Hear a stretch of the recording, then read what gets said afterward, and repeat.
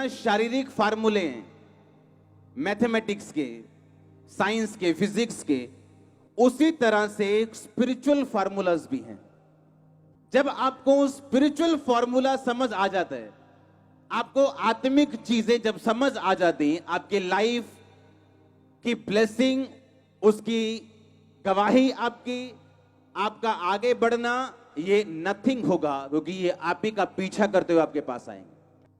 और ऐसा पॉसिबल तब है अगर आप अपना फोकस परमेश्वर के वचन पे ही लगा के रखेंगे और अपने आप को डिस्ट्रैक्शन से, अपने आप को अलग अलग तरह की चीजों से जो आपको आकर्षित करें और खुदा की ओर से आपको दूर करें, अगर आप उनसे दूर रहेंगे तो।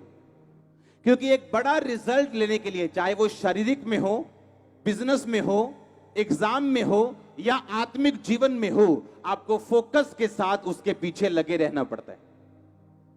मैंने कहा कोई ऐसा सिचुएशन नहीं, कोई ऐसा सवाल नहीं, ना ही कोई ऐसी प्रॉब्लम है जिसका हल परमेश्वर ने बनाए बिना वो आपको दी हो। लेकिन मैं उस तक पहुंचूं कैसे? अगर एक मंदबुद्धि बच्चा चल सकता है, सूखी टांगों वाला चल सकता है, क्योंकि उसको अपनी गवाही का इस्तेमाल करना आ गया, उसको परमेश्वर में चलना आ गया, तो ये आपके लिए काफी है। डैनियल जो था, वो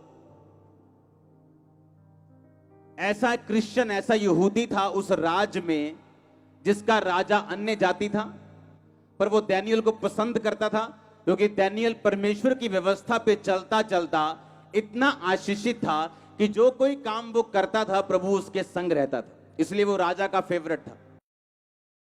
120 मंत्रियों के 3 महामंत्री थे, उनमें से एक डैनियल था। उन्होंने कहा इसको कैसे डाउन करें? कहते इसको तुम डाउन नहीं कर सकते, क्योंकि ये कभी भी रिश्वत नहीं लेता, कभी दोषी नहीं पाया गया। तो उन्होंने एक योजना बनाई कि राजा को बोलेंगे, राजा अगले 30 दिन तक तेरे अलावा अगर कोई और तेरे राज में किसी और देवता की उपासना करे तो वो शेरों की मांद में डाल दिया जाए। और लिखा डैनियल को शेरों की मांद में डाल दिया गया। क्या डैनियल को शेर खा पाए? और राजा के मुंह से पता क्या निकला? कहता, डैनियल, हे जीवते परमेश्वर के दास, क्या तेरा परमेश्वर जिसकी तू नित्य उपासना करता है तुझे बचा पाया? एक अविश्वासी को भी मालूम था कि ये बंदा नित्य खुदावंद की उपासना करने वाला बंदा है। और क्या आपके अन्य जाति बॉस को मालूम है कि आप संडे सिर्फ खुदा के घर में जाएंगे? क्या आपके अविश्वासी पड़ोसियों को मालूम है कि संडे आप सिर्फ खुदा की बंदगी करेंगे? क्या आपके अविश्वासी रिश्तेदारों को मालूम है कि आप उसकी नित्य उपासना करने वाले हैं?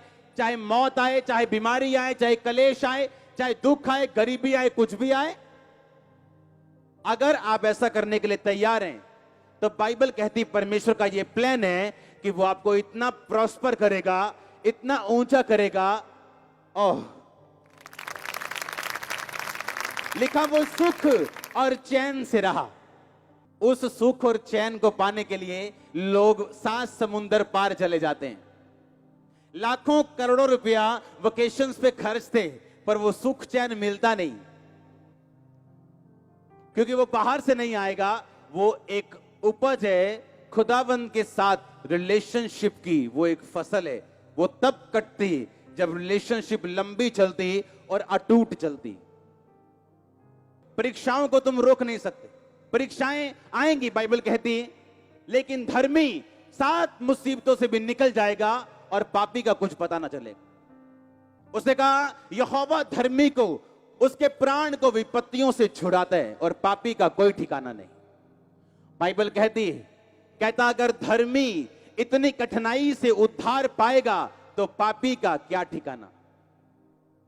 नए नियम में यूहन्ना की पत्री कहती, कहता जब तुम्हारा दिल तुम्हें दोषी नहीं पाता तब तुम जो कुछ परमेश्वर से मांगते हो तुम्हें मिलता है, क्योंकि तुम्हें हियाव है कि तुम्हारा दिल तुम्हें दोषी नहीं पाता, और जब तुम प्रार्थना में जो कुछ मांगते हो वो तुम्हें मिलता है।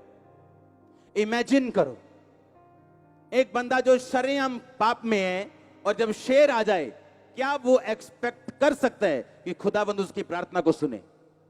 वो लॉटरी होगी, है ना, कि लग गई, नहीं तो मेमोरियल सर्विस पे आ जाना।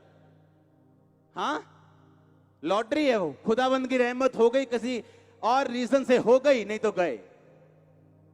परमेश्वर ने कहा धर्मी लोग लंबा जिएंगे अगर वो अपनी जिंदगी को शुद्ध रखें तो। और ये चैलेंज शैतान आपको देता है। एक धर्मी को आप गिरा नहीं सकते जो नित्य उपासक हो और निर्दोष हो। लाख ट्राई कर लो, करोड़ ट्राई कर लो, आप उसे ऊंचा ही पाता हुआ, ऊंचा उड़ता हुआ।